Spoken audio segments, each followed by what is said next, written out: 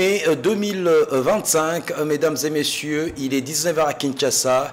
Merci de nous avoir choisis pour vous informer, annoncer, chômer et payer sur toute l'étendue du territoire national à travers un communiqué officiel du ministère de l'Emploi et du Travail conformément à l'ordonnance numéro 23/04 du 30 mai 2023 fixant la liste de jours fériés légaux en République démocratique du Congo. L'année 2025 n'a pas fait l'exception. Rafat Kachunga. Les Monatiers a célébré ce jeudi 1er mai 2025 la Journée internationale du travail. En République démocratique du Congo, l'intersyndicale nationale du Congo a organisé une manifestation dans la salle des spectacles du Palais du Peuple. À cette occasion, le coordonnateur de l'intersyndicale nationale du Congo a, dans son discours, salué l'initiative prise par le gouvernement congolais d'ajuster les SMIC en RDC, qui passe désormais de 7 500 à 14 500 francs congolais à partir de ce mois de mai en cours. Dans un autre registre, le représentant des travailleurs congolais a également appelé le chef de l'État, Félix-Antoine Tshisekedi Tshilombo, de dépolitiser les entreprises de portefeuille de l'État congolais qui, à ces jours, peinent à décoller à cause de la gestion non orthodoxe de la part de dirigeants qui, pour la plupart, sont des politiques sans cahier des charges ni plan d'action clairvoyant afin de créer de bonnes conditions de travail aux employés. Il convient de rappeler que plusieurs travailleurs des entreprises de l'État ou privées ont répondu massivement présents à cette cérémonie qui a connu comme point de chute pour la plupart dans des salles de fête, question de raffermir le lien dans les cadres du travail.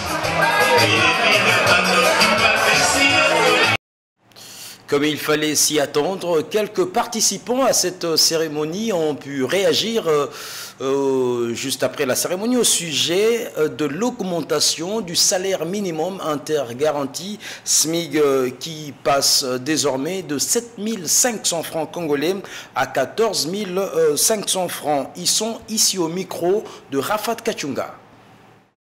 Naturellement, ça va impacter significativement les sociales des Congolais, surtout les travailleurs, dans ce sens que c'est comme si on a doublé les salaires des travailleurs.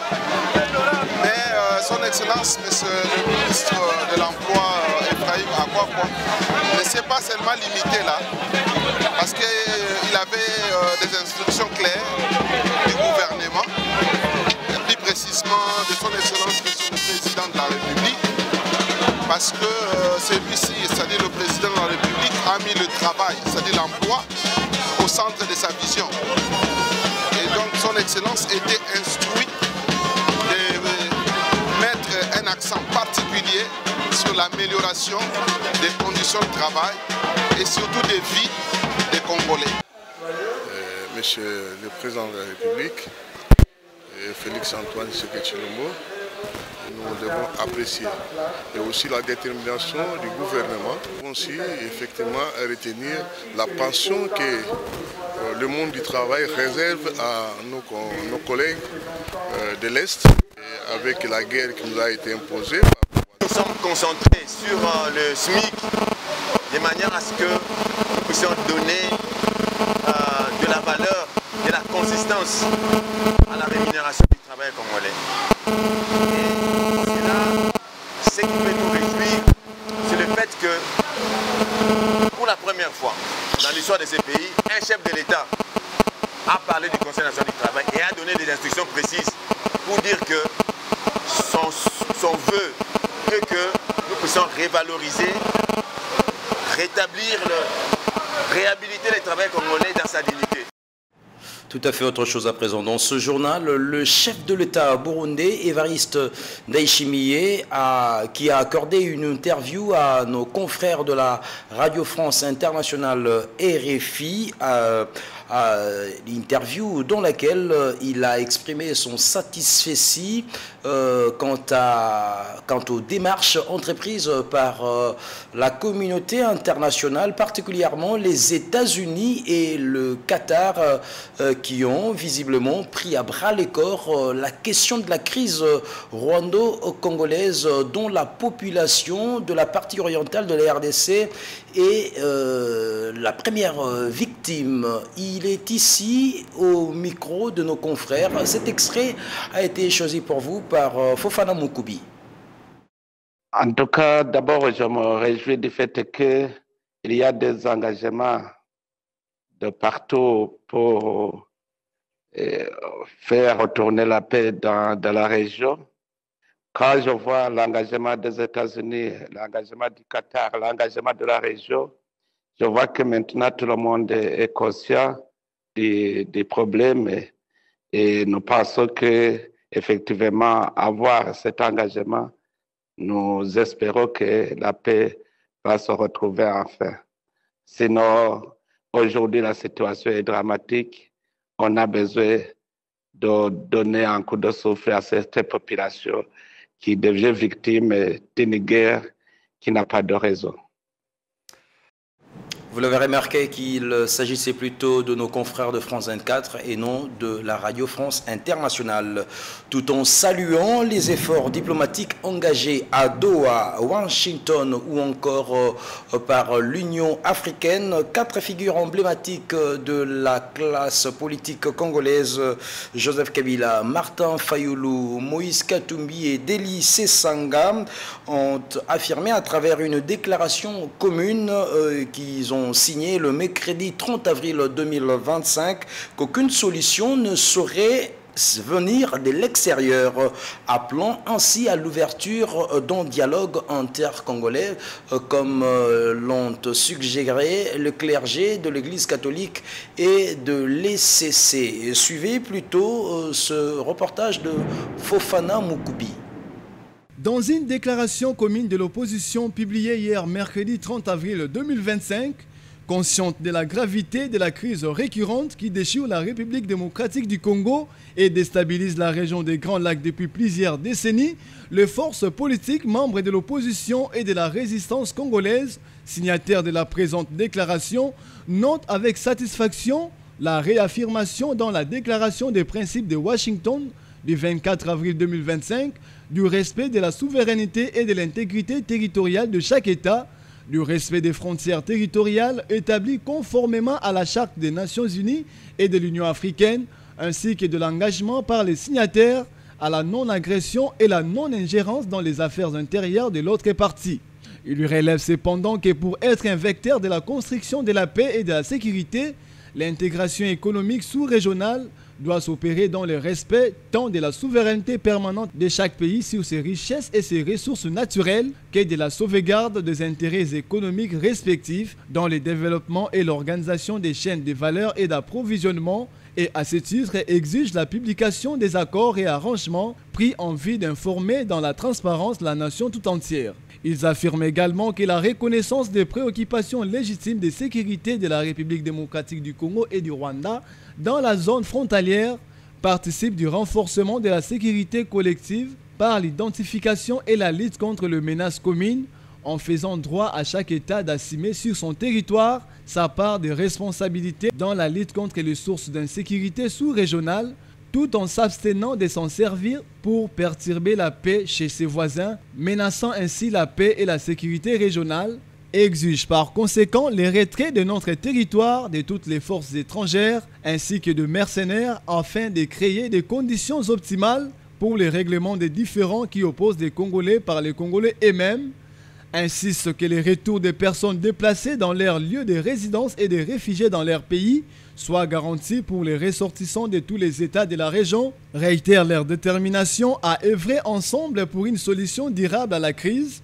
permettant de rétablir la cohésion nationale et la démocratie, de rendre son indépendance à la justice et de mettre rapidement fin au calvaire de nos compatriotes dans l'Est, ainsi que dans toutes les autres régions du pays, et proclame en conséquence qu'un dialogue interne est indispensable pour permettre aux Congolais d'identifier les causes profondes internes et externes de la crise et de lui trouver des solutions pérennes, et à cet effet, réaffirment leur soutien à l'initiative conjointe de Senko SCC qui a le triple mérite d'être à ce jour la seule initiative portée par des Congolais privilégiant un dialogue ouvert à toutes les parties prenantes congolaises sans exclusive et soucieuse d'examiner la crise congolaise dans sa globalité avec objectif la paix et le bien vivre ensemble au Congo comme dans la sous-région et exhorte pour terminer instamment les responsables des autres initiatives majeures, notamment celles de l'Union africaine, Doha et Washington, à apporter un appui résolu à l'initiative ECC5 et à œuvrer dans un esprit de concertation et de synergie à l'établissement des mécanismes efficaces de coordination entre elles dans l'intérêt de la stabilité du Congo et de la paix durable au Congo et dans la région des Grands Lacs. Voilà les conséquences de cette guerre qui a fait de déplacés au Burundi, justement. Les déplacés congolais du site de Mousséni au Burundi, à 200 km de la capitale Bujumbura, ont reçu un lot important de vivres et des produits essentiels. C'est le don de la première dame de la République démocratique du Congo, Denise Nyakeru Tshisekedi. Ces vivres et produits essentiels serviront à soutenir leurs besoins urgents durant leur séjour sur ce site. Polydor Ngaziami. À la tête d'une délégation rejointe par le Fonds national de réparation des victimes des violences sexuelles liées aux conflits et crimes contre la paix et la sécurité de l'humanité, FONAREV, la première dame RD congolaise, Denise Nyakeru Tshisekedi, a effectué une visite de terrain au site de Mousséni, dans la commune de Giharo, située dans la province de Rutana, au Burundi, site où sont installés 17 853 Congolais ayant fui les atrocités de l'agression rwandaise à travers ses supplétifs du M23 et l'AFC. Nous sommes arrivés ici au site Mousséni, c'était le 10 avril 2024. Oui, c'est nous le convoi premier. La vie n'est pas du tout meilleure, mais nous prions le bon Dieu à ce qu'un jour, que l'Éternel Dieu Tout-Puissant puisse nous accorder qu'un jour dans notre beau pays, Congo, qu'on puisse trouver la paix et que nous tous, nous sommes prêts d'y entrer. La très distinguée première dame est allée témoigner à ses compatriotes de sa proximité et de sa solidarité avec eux. En bonne mère et respectueuse de la tradition africaine, elle a remis 612 tonnes de vivres et produits essentiels aux gestionnaires du site pour subvenir et soutenir les besoins urgents des déplacés, dont 38% sont des femmes à risque, 31% des enfants non accompagnés et 4% des survivantes des violences liées au conflit soutenues par les agences des Nations Unies, parmi lesquelles l'UNFPA et le HCR. Il s'agit d'une réponse urgente à la situation chaotique de ces déplacés venus notamment d'Uvira, Walungu, Bukavu, Sake, Kamanyola, Minova et Goma, régions durement affectées par les conflits. Une preuve manifeste de la supériorité et surtout de la préciosité, de la compassion et de l'action face à la violence et à l'injustice. Dans son adresse, la première dame de la RDC, Denise Nyakeru Tshisekedi, qu'accompagnait celle du Burundi, Angeline Ndayishimiye, a salué la solidarité du peuple burundais qui va dans le même sens que la promesse qu'elle a faite de ne jamais abandonner ceux qui souffrent. Je voudrais remercier premièrement la première dame, ma sœur Angeline. À travers elle, je remercie aussi le président Évariste Ndayishimiye pour vous avoir accueilli dans ce lieu. Je remercie tout le peuple burundais qui vous ont accueillis aussi dans ce lieu. Vraiment, nous pouvons rendre grâce à Dieu parce que c'est grâce à eux que nous sommes ici et que vous êtes bien traités.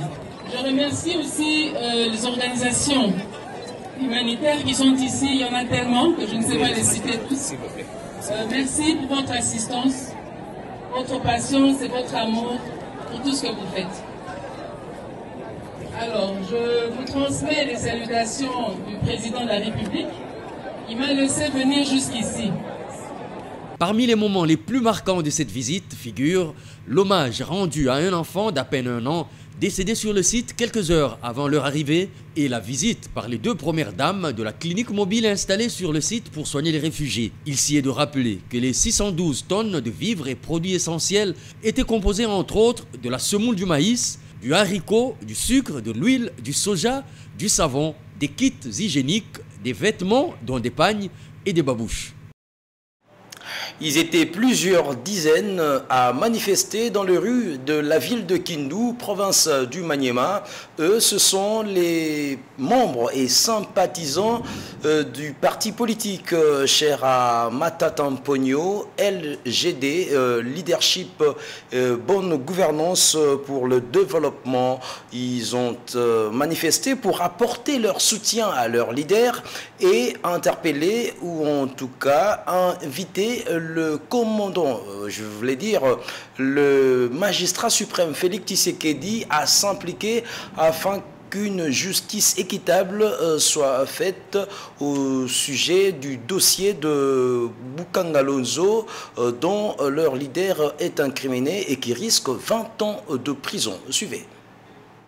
La population de la province du Maniema, ici représentée par celle de la ville de Kindu. Nous sommes venus au siège du LGD ici exprimer notre colère sur les dossiers que nous qualifions de juridico-politiques contre notre leader Augustin Matata Mponyo Mapon.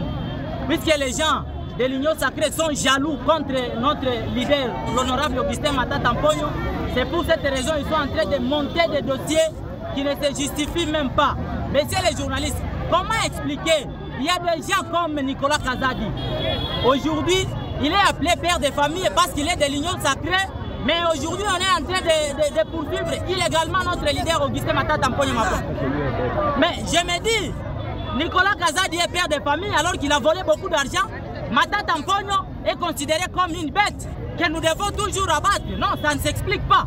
Et c'est pour cette raison, nous sommes en train de demander au président de la République, qui est le garant des institutions de la République, de pouvoir s'impliquer. Puisque lorsque nous allons juste suivre que Matata Mponyo, une fois Matata Mponyo arrêté, nous la population de la province du Maniema, nous allons nous prendre en charge. Et nous disons à tous les politiciens originaires de la province du Maniema qui seraient en train de s'impliquer pour que Matata Mponyo soit arrêté. Une fois Matata Mponyo arrêté, nous leur disons qu'ils ne foulent pas leurs pieds ici dans la province du Maniema. Nous, la population de la province, nous allons nous prendre en charge.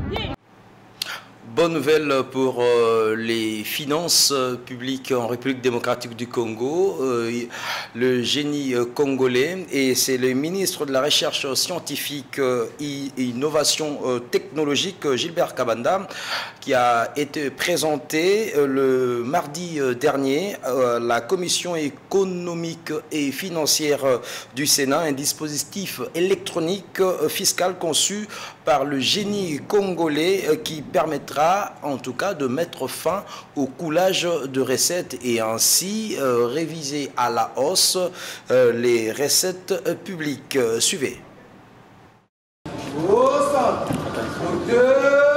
À ces jours, le budget de la RDC en recettes propres avoisine 9 à 10 milliards de dollars américains. Ce dispositif électronique va porter ses recettes pour 2025 à 25 milliards de dollars américains. Célestin Vunabandi, président de la commission ECOFIN et financière du Sénat, s'est dit édifié.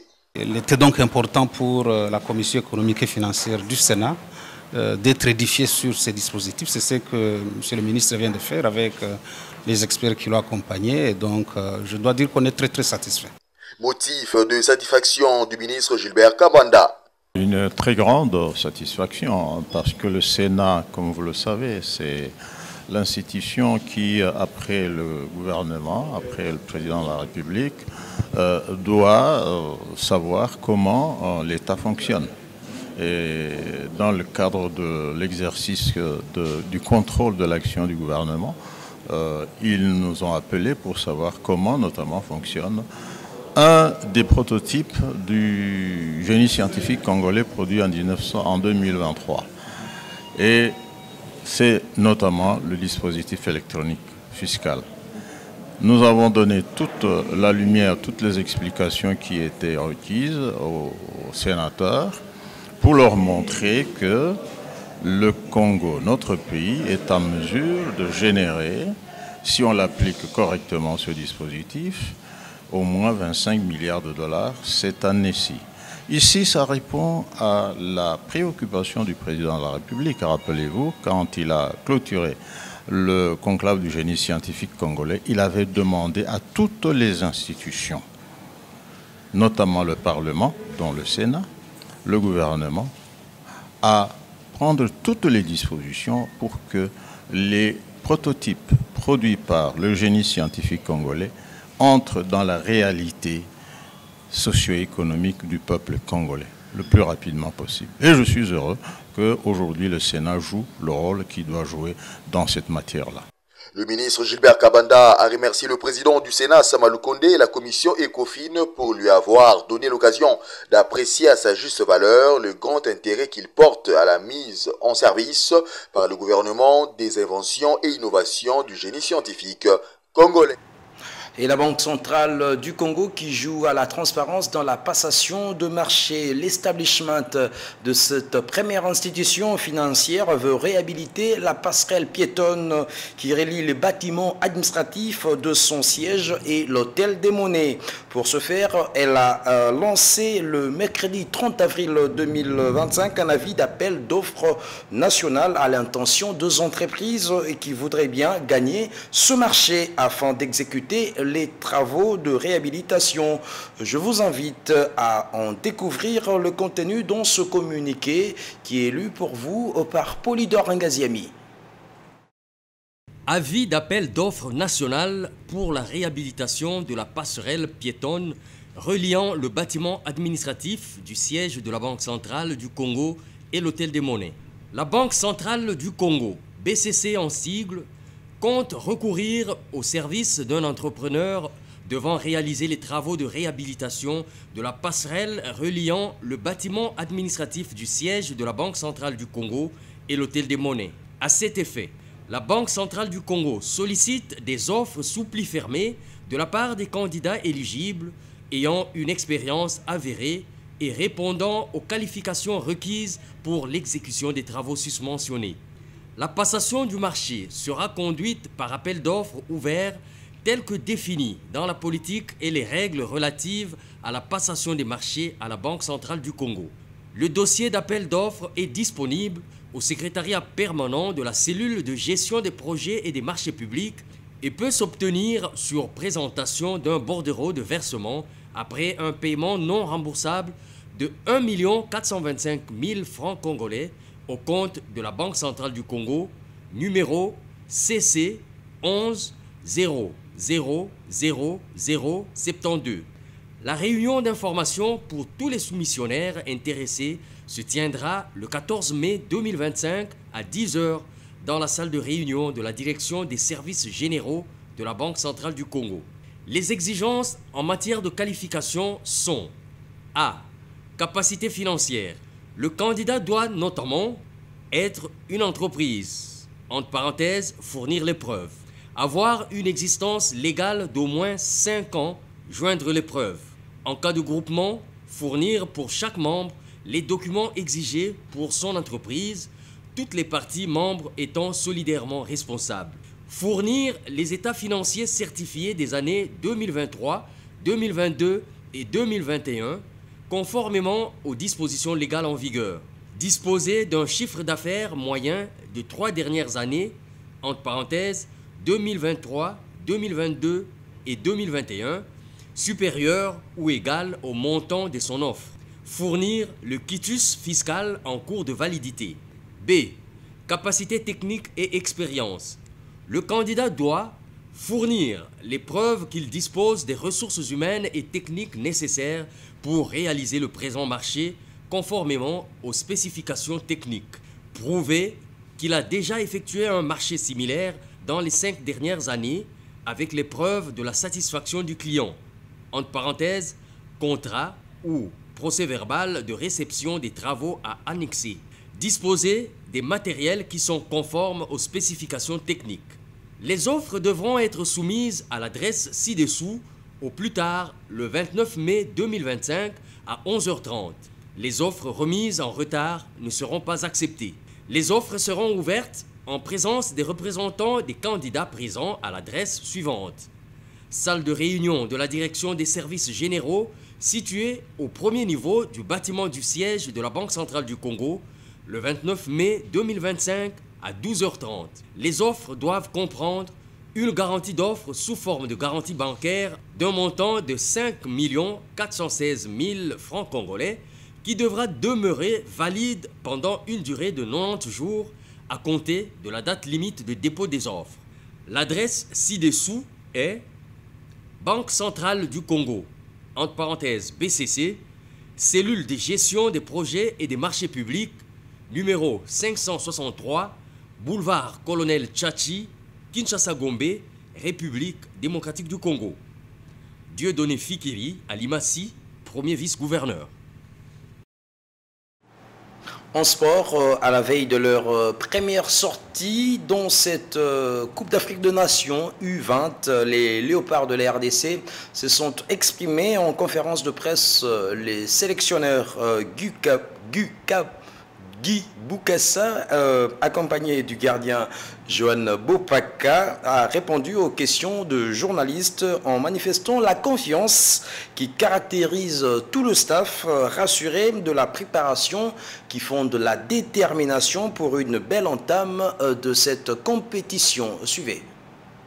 On s'est préparé pour ce match.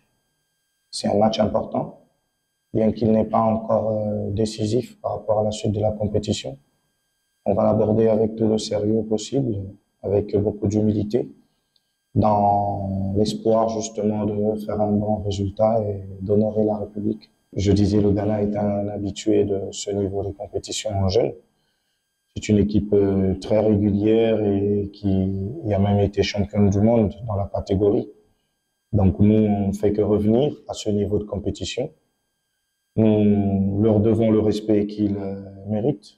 Et après, nous sommes là pour se faire respecter et faire le maximum de bonnes performances possibles.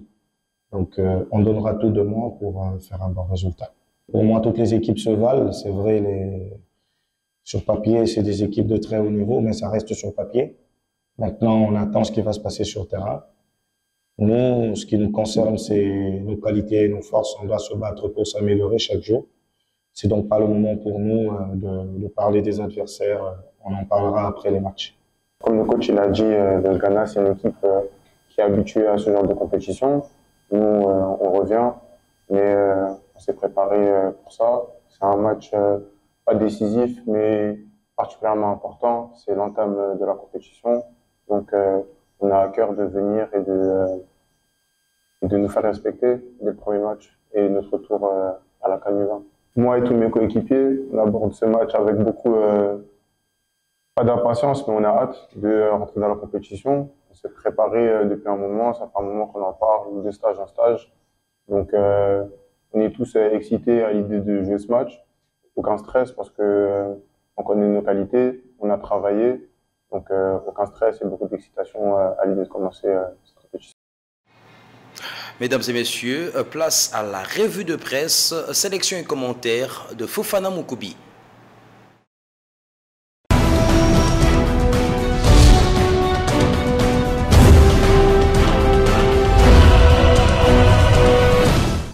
Mesdames, Messieurs, bienvenue à la revue de presse.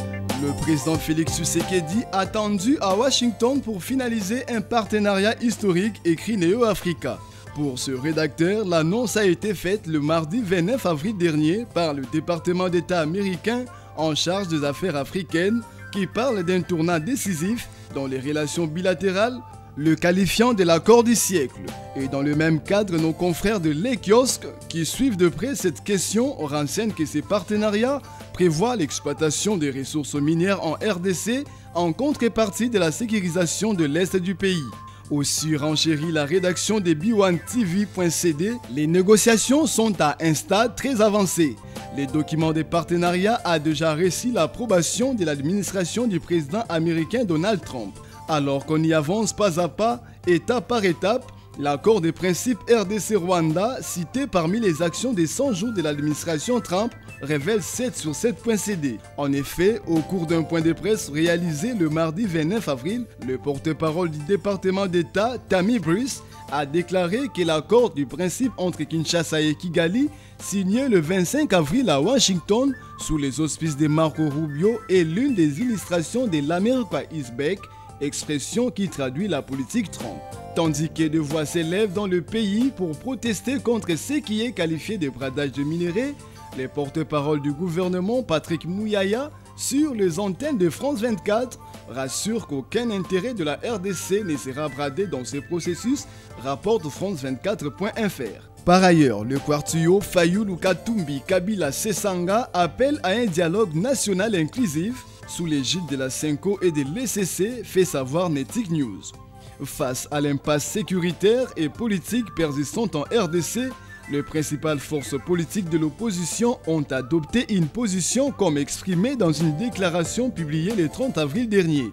Ils insistent sur la nécessité de traiter les causes profondes de la crise, notamment les dérives autoritaires du pouvoir en place, écrit ce quotidien qu'elle qualifie d'illégitime en raison de la fraude électorale, la corruption généralisée, la mauvaise gouvernance et bien d'autres. Et puisqu'on en parle, Actu7.cd note sur son tabloïd Pacte social de la CENCO-ECC, là où les crapauds exigent, la grenouille ne perd pas de procès. À vous de deviner, mais au demeurant, sachez que les évêques du tandem cité précédemment sont arrivés à leur dernier jour à Doha, ce 1er mai 2025. Ça n'est fini pour cette revue de presse. Bonsoir.